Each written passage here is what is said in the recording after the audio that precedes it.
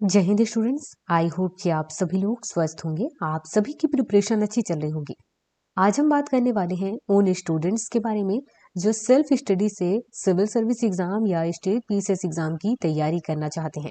अब self study से preparation करना अच्छी बात है, लेकिन सेल्फ स्टडी से जैसे ही प्रिपरेशन स्टार्ट करते हैं तो सभी स्टूडेंट कोशिश करते हैं कि हर सब्जेक्ट को वो कवर करें और इसके लिए वो सारे सब्जेक्ट को पढ़ना स्टार्ट कर देते हैं, जिसकी वजह से कुछ समय गुजरने के बाद लगभग 1-1.5 महीना और उसके बाद वो बोर होने लगते हैं और दूसरी चीज वो कंफ्यूज्ड भी होने लगते हैं। तो हमारा ये 2 टॉपिक है, एक ये कि आपको कैसे पढ़ना चाहिए और दूसरा ये कि कैसे आप पढ़ते पढ़ते बोर नहीं होगे, मतलब आपका इंटरेस्ट बने रहना चाहिए। ये इस वजह से है क्योंकि ये एग्जाम चाहे पीसीएस एग्जाम हो चाहे सिविल सर्विस एग्जाम हो, इसमें लंबा समय लगता है, 1 साल 1.5 साल 2 साल, और जब तक आप पास नहीं होते हो, सेलेक्ट नहीं होते हो, तब तक आपको तैयारी करते रहनी होती है। तैयारी में आपको जितनी चीजें पढ़नी है उसमें आपको बोरिंग फील नहीं हो और आप कंफ्यूज्ड नहीं हो, इन दोनों के लिए एक ही उपाय है।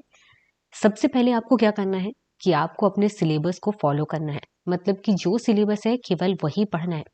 दूसरी चीज है कि सिलेबस में क्या आपको पहले पढ़ना है, क्या इंपॉर्टेंट है, उसको ध्यान देना है। और ये आपको तब समझ में आएगा कि पिछले साल के जो क्वेश्चन पेपर हैं उनको आपको देखना है और उसी से आपको समझ में आएगा। नेक्स्ट चीज मतलब कि तीसरे नंबर पर है कि आपको क्या करना है, कोई भी 2 सब्जेक्ट को उठाना है एक दिन में पढ़ने के लिए, और ये आपको तब तक कंटिन्यू करना है जब तक वो सब्जेक्ट फाइनली कंप्लीट नहीं हो जाता एक बार पढ़ करके और समझ करके। मान लेते हैं कि आप हिस्ट्री और पॉलिटी उठाते हैं, तो अगर आप सुबह हिस्ट्री पढ़ते हैं तो आपको शाम टाइम पॉलिटी पढ़नी चाहिए, और इस तरीके से आपको 1.5-2 महीने लगेगा इसे कंप्लीट करने में। दिन में आप सुबह का टाइम हिस्ट्री सब्जेक्ट को देते हैं और शाम के टाइम को पॉलिटी का।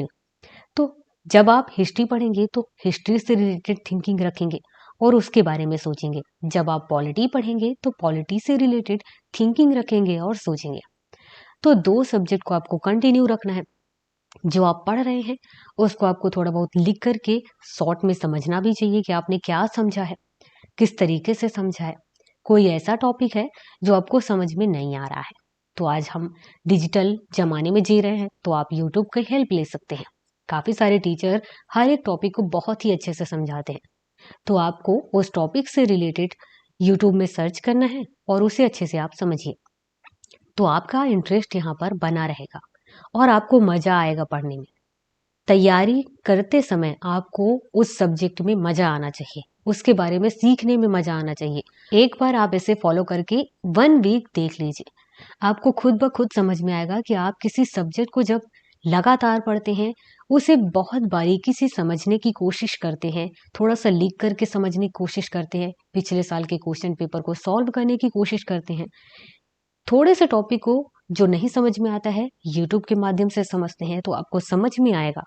ऐसा लगेगा कि आपका इंटरेस्ट इस सब्जेक्ट में बढ़ रहा है, आप उसके बारे में जैसे जैसे ज्यादा चीजें जानेंगे आपका उस सब्जेक्ट के प्रति ज्यादा लगाव होगा, आप बहुत अच्छे से उसे समझने लग जाएंगे। अब बात आती है कि आपको इतना डीप क्यों समझना है। तो देखिए, आपके एग्जाम की रिक्वायरमेंट क्या है उसके अकॉर्डिंग आपको समझना है। तो एक बार शॉर्ट में बात करें तो आप पढ़िए, समझिए, लिखिए, टेस्ट दीजिए। जब आप ऐसा करेंगे तो आप किसी भी सब्जेक्ट को पढ़ेंगे तो बोर नहीं होंगे, कंफ्यूज नहीं होंगे और उसमें इंटरेस्ट लगातार बने रहेगा।